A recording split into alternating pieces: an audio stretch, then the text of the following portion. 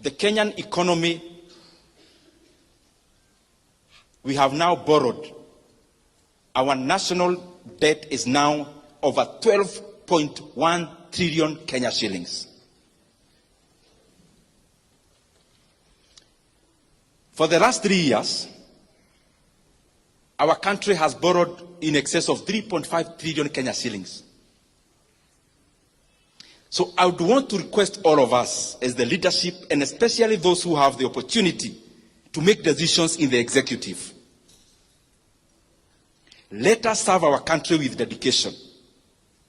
And let us not seek to give good narratives out there when the Kenyan economy is actually being teared down or torn down. We have borrowed over 3.5 trillion Kenya shillings in 3 years. President Kibaki borrowed 1.2 trillion in the entire 10 years he was president. And therefore we have borrowed 3 times in 3 years.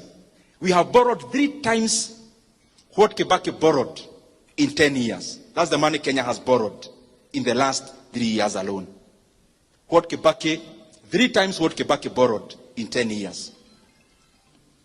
And in that money, I have not included other debts that Kenya has now become clever to borrow in the name of something called securitization.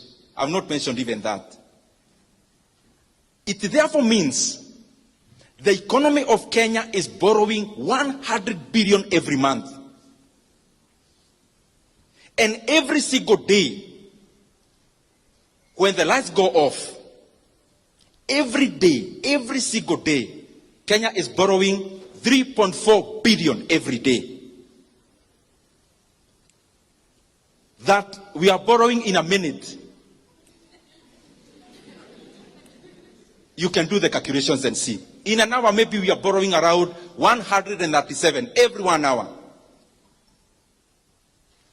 I'm saying this because we are now headed to the elections. And what governments do, they focus more on re-election, and we forget that we have a country to lead after the elections. And what that means is that every time we are nearing elections, we start having something called fiscal expansion. Because maybe there is nothing much to be seen for the past year, then in basically 1 year, we want everything to be seen. And therefore, what do? We become reckless in borrowing. Kenya is there now. That now our debt is 12 trillion Kenya shillings. I want to request that we do not have to put our country in that kind of pedestal in terms of borrowing. Kenya has always had development for the many years, but we never had to borrow that much. President Kibaki did a lot of development. He borrowed only 1.2 trillion for 10 years. Where is the 1.2 trillion we are borrowing every year going? To make the matter worse, everything you see with your eyes happening in Kenya now, in terms of development, what you can see, for example, the expansion of this Keno-Marwa Road, is not even part of the 12 trillion borrowed. Is another column on the side called Fuel Levy securitization. Everything else you see in Kenya in terms of development, like even the Talanta Stadium, is also not part of the 12 trillion debt. That is another debt, securitization of the sports fund, where we borrowed 46 billion and will be paying 100 billion in interest rate alone after 15 years. Even the expansion of Nairobi-Nakuru Road is also not part of the 12 trillion we have borrowed.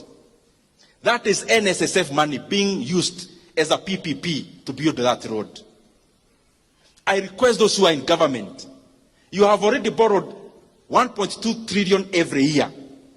And even what we can see with our eyes is actually not part of that borrowing. Please, kueni na huruma ya nchi ya Kenya. Even as we preside over the affairs of our country, let us be, tujue kwa akili zetu ya kwamba there is Kenya after elections. Let us not run our country in terms of overheating it. We must avoid to become like Sri Lanka. We must avoid to become like Ghana. We must avoid to become like Ethiopia. We must avoid to become like Zambia in the recent years. because Kenya is a strong country with internal resources.